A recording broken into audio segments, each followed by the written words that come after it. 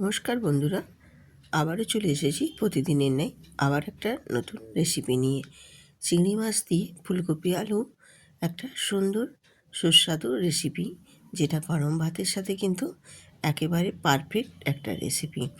আমি রূপা, ব্লগসের রূপা চ্যানেলে আপনাদের সবাইকে স্বাগত জানিয়ে আজকে রেসিপি শুরু করেছি। রেসিপির শুরুতেই এই ভিডিওটিতে একটি লাইক দিয়ে দেখার অনুরোধ রইল, এবং ভিডিও বা রেসিপিটা যদি ভালো লেগে থাকে তাহলে সুন্দর করে একটা কমেন্ট করে বন্ধুদের সাথে শেয়ার করে দেবে।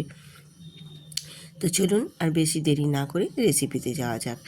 আমি এখানে রেসিপিটা বানানোর জন্য নিয়েছি একটা ফুলকপি, আর নিয়েছি দুটো আলু, আর 200 গ্রাম চিংড়ি মাছ, আর একটা টমেটো। সব কিছু কেটে ধুয়ে পরিষ্কার করে রেডি করে নিয়েছি। এরপর গ্যাসে চলে এলাম। গ্যাসেতে একটা কড়াই বসিয়ে দিয়ে গ্যাসটা অন করে দিয়ে পরিমাণ মতো এখানে সাদা তেল দিয়েছি। আর সাদা তেলটা গরম করে নিয়ে এর মধ্যে দিয়ে দিয়েছি ডুমো ডুমো করে যে আলু কেটে রেখেছিলাম, সেই আলুগুলো দিয়ে দিয়েছি। তো ফার্স্ট আমি প্রথমে এখানে আলুগুলো ভেজে নিচ্ছি তেলের মধ্যে। আর আলুগুলো ভেজে নেওয়ার জন্য নুন আর হলুদ আমি আলুটার মধ্যে দিয়ে একটু নাড়াচাড়া করে আলুগুলোকে একটু লালচে করে ভেজে নেব। আর এখানে নুন আর হলুদ দিয়ে আলুটা ভেজে নিলে আলুটা দেখতে ভারী সুন্দর লাগে, আর আলুটা ভাজা হতে হতেই মোটামুটি 50% সেদ্ধ হয়ে যাবে। এই জন্য আমি এখানে নুনটা প্রথমে অ্যাড করে দিয়েছি। দিয়ে আলুগুলো বেশ লালচে করে ভেজে নিয়েছি। এবার আলুগুলো তুলে নিলাম।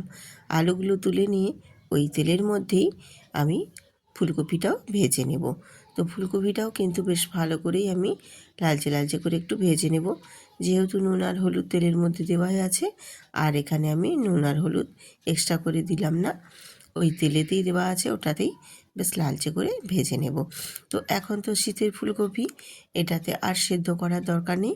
হালকা করে নুন হলুদ দিয়ে ভেজে নিলেই কিন্তু ফুলকপিগুলো বেশ সুন্দর করে নরম হয়ে যাবে। তো ফুলকপিগুলোও দেখো আমার বেশ ভালো মতোই ভাজা হয়ে গেছে লালচে করে।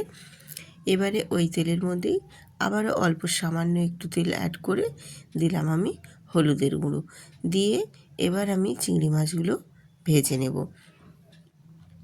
আর চিংড়ি মাছগুলো আমি ভাজার সময় খুব বেশি কিন্তু একটু কড়া করে ভাজবো না, কারণ চিংড়ি মাছ খুব বেশি ভাজলে কিন্তু একটু হার্ড হয়ে যায়, তখন খেতে ভীষণ ভালো লাগে না।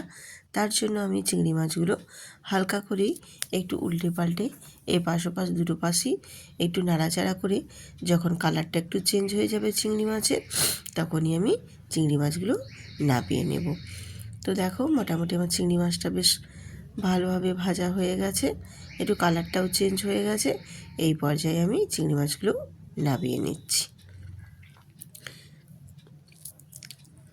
চিংড়ি মাছগুলো ভেজে তুলে নিয়েছি। এরপর কড়াইতে আবারও অল্প একটু পরিমাণে তেল দিলাম। তেল দিয়ে এবারে ফোড়নে দেব গোটা জিরে, আর দেব দুটো তেজপাতা দিয়ে একটু নাড়াচাড়া করে ভেজে নেব। ভাজা হয়ে গেলে ওর মধ্যে অ্যাড করে দেব একটা বড় সাইজের টমেটো কুচোটা দিয়ে টমেটোর মধ্যেই আমি এখানে নুন অ্যাড করে দিলাম পরিমাণ মতো। আর টমেটোর মধ্যে নুনটা দিয়ে দিলে টমেটোটা খুব তাড়াতাড়ি নরম হয়ে ভাজা হয়ে যাবে, আর টমেটোটা বেশ তাড়াতাড়ি গলে যাবে। টমেটোটা দিয়ে একটু নাড়াচাড়া করে দেখো ভেজে নিয়েছি। এরপর এর মধ্যে অ্যাড করে দেব কাশ্মীরি রেড চিলি পাউডার, আর দেব হলুদের গুঁড়ো দিয়ে আবারও আমি টমেটোটার সাথে খুব ভালোভাবে মিশিয়ে একটু নাড়াচাড়া করে কষিয়ে নেব। তাহলে তরকারির কালারটা কিন্তু ভীষণ সুন্দরই আসে। এরপর দেখো নাড়াচাড়া করে নিয়ে এখানে আমি মশলা হিসেবে অ্যাড করে দেব পেঁয়াজ আর রসুন বাটা। আর কিন্তু এখানে কোনো মশলাই আমি দেব না এই রেসিপিটাতে, শুধু পেঁয়াজ রসুন বাটা দিয়েই আর টমেটো দিয়েই আজকে আমি এই ফুলকপি চিংড়ি মাছের রেসিপিটা বানাবো। আর কিন্তু এক্সট্রা কোনো মশলা এখানে আমি দেব না, এতেই কিন্তু ভীষণ সুন্দর লাগবে এই রেসিপিটা। আর অল্প একটু জল দিয়ে মশলাটা বেশ ভালো মতো কষিয়ে নেব। মশলাটা বেশ ভালো মতো কষিয়ে নিয়ে এবারে ওর মধ্যে দিয়ে দেব ধনেপাতা, আর দিয়ে দিলাম দুটো কাঁচা লঙ্কা। এই কাঁচা লঙ্কাগুলো ভীষণ ঝাল, তার জন্য আমি দুটো দিয়েছি। তোমরা ঝালের পরিমাণটা কমিয়ে বাড়িয়ে নেবে যে যার পছন্দ মতো। দিয়ে এখানে আমি ফুলকপি আর আলুটা যে ভেজে রেখেছিলাম সেই ফুলকপি আর আলুটাও ওই মশলার সাথে দিয়ে খুব ভালোভাবে একটু নেড়ে চেড়ে কষিয়ে নিচ্ছি। মশলার সাথে ফুলকপিগুলো আর আলুটাও বেশ ভালো মতো কষিয়ে নিয়ে তারপর আমি অ্যাড করে দিলাম চিংড়ি মাছগুলো। চিংড়ি মাছগুলো এখানে আমি দিয়ে ফুলকপি, আলু আর চিংড়ি মাছ সব কিছুই বেশ ভালো মতো একটু কষিয়ে নেব মশলার সাথে। কষানোটা বেশ ভালো মতো হলেই কিন্তু তরকারির টেস্টটাও ভীষণ সুন্দর আসে আর কালারটাও ভীষণ সুন্দর আসে। তো এইভাবে দেখো নাড়াচাড়া করে নিয়ে কষিয়ে নিয়ে আমি এখানে দিয়ে দিলাম পরিমাণ মতো জল। তো জলটা যে যার পছন্দের মতো, যদি তোমরা গামাখা করে তরকারিটা করতে চাও তাহলে অল্প পরিমাণে জল দিবে যাতে করে সবজিগুলো সেদ্ধ হওয়ার মতো। আর যদি কেউ মনে করো যে না এই তরকারিটা ঝোল ঝোল খাবে তাহলে সেই মতো পরিমাণ মতো জল দেবে। তো দিয়ে একটু নাড়াচাড়া করে আমি একটা ঢাকনা দিয়ে ঢেকে দিয়েছি মিনিট 5, যাতে করে সবজিগুলো বেশ সুন্দরভাবে সেদ্ধ হয়ে যায়। তো 5 মিনিট পর ফিরে এসেছি, দেখো আলুগুলো ভীষণ পরিমাণে ভালোভাবে সেদ্ধ হয়ে গেছে। আর আমি একটু কয়েকটা আলুকে এইভাবে খুন্তি দিয়ে চেপে চেপে গেলে দিচ্ছি, তাহলে তরকারিটা একটু বেশ গাঢ় গাঢ় হয়ে যাবে আর খেতেও ভালো লাগবে। আর আমি তরকারিটা আজকে একটু গামাখা করে করছি, তাহলে বেশ একটু খেতে কিন্তু ভালো লাগে, খুব বেশি ঝোল ঝোল ভালো লাগে না। তারপর এবারে ওপর থেকে সবশেষে দিয়ে দিলাম একটু ধনেপাতা কাঁচা কুচি, ওপর থেকে আর একটু ছড়িয়ে দিয়ে একটু নাড়াচাড়া করে নিয়ে এবার আমি নামিয়ে নেব।